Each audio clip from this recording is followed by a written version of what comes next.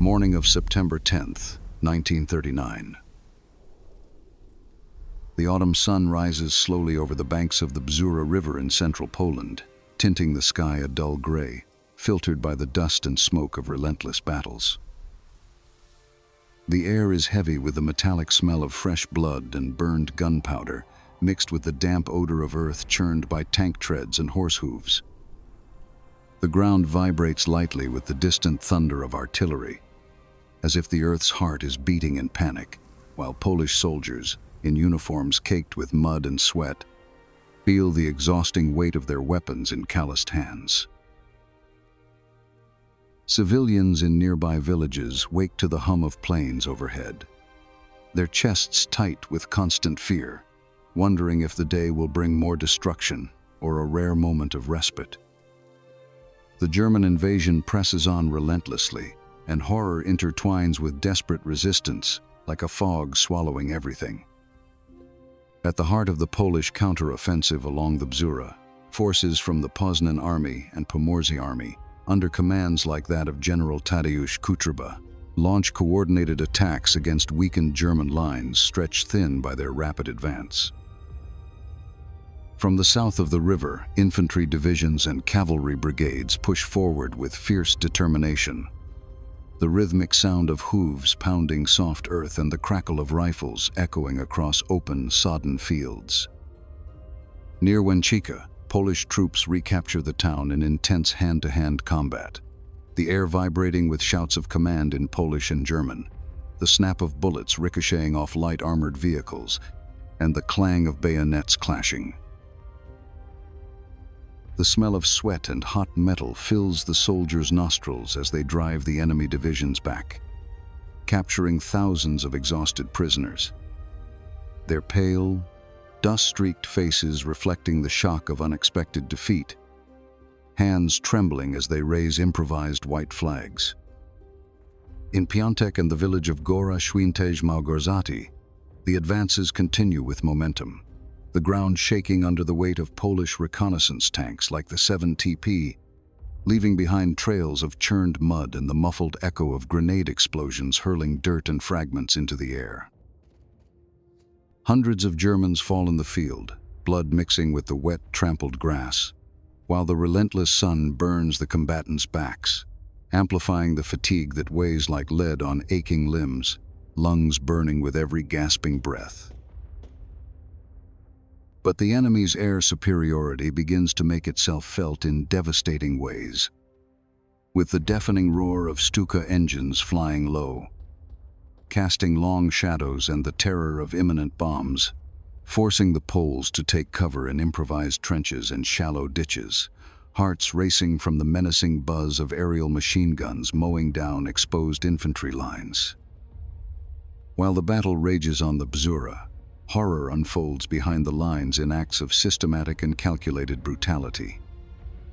In Krasnosielc, a small rural village in Mazovia, the morning silence is shattered by shouted orders in German and the reluctant drag of feet over dusty gravel. 50 local Jews, forced to labor all day under the scorching sun repairing a damaged bridge over a muddy stream, feel sweat streaming down their bent backs, hands bleeding from crude tools and the oppressive weight of fear in their tight chests.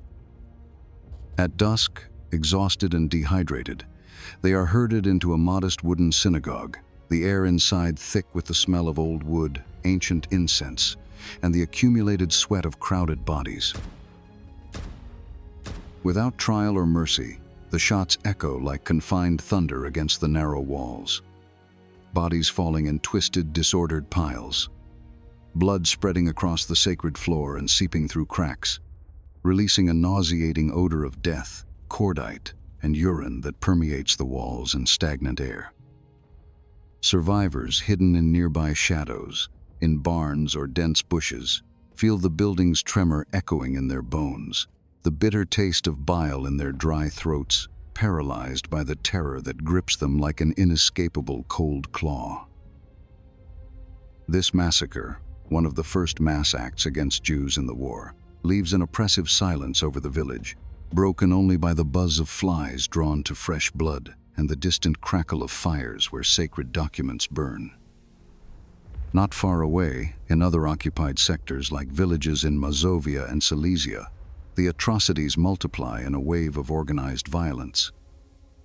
German troops, including SS units, continue summary executions without hesitation, forcing terrified civilians, teachers, intellectuals, and ordinary peasants to dig deep pits in the soft, damp earth, the smell of freshly turned soil mixed with sweaty fear and the stench of urinary dread. The air vibrates with a metallic click of rifles being cocked, and rhythmic shots reap innocent lives in merciless bursts, leaving bodies exposed as macabre warnings in open fields, the wind carrying the foul odor of early decomposition and the incessant hum of insects. A high-ranking witness, head of German intelligence services, travels to the front line that day, navigating muddy roads and ruined villages in a creaking armored car. He observes Warsaw in the distance, enveloped in voracious flames from continuous bombings, the reddish sky reflecting the crackle of collapsing buildings like wounded giants, the acrid smell of smoke, sulfur, and burned flesh scorching lungs and eyes. His subordinates, with low voices and pale faces, report orgies of massacres. Civilians lined up at the edge of hastily dug mass graves, machine guns spitting endless bursts of fire. Muffled screams mixed with the thunder of weapons and the dull thud of bodies falling into mud. Deeply shaken, he feels an icy shiver run down his spine. The weight of future guilt on tense shoulders, murmuring about consequences that will echo for generations and planting seeds of doubt amid the deafening chaos. While Poland resists on the Bzura, encircling enemy divisions and inflicting significant losses that force the Germans to reallocate forces, the world watches from afar with a mix of horror and inaction. In Berlin, military diaries record the merciless orders with bureaucratic coldness, the air in barracks thick with the smell of paper and fresh ink, as occupation plans solidify like an inescapable web.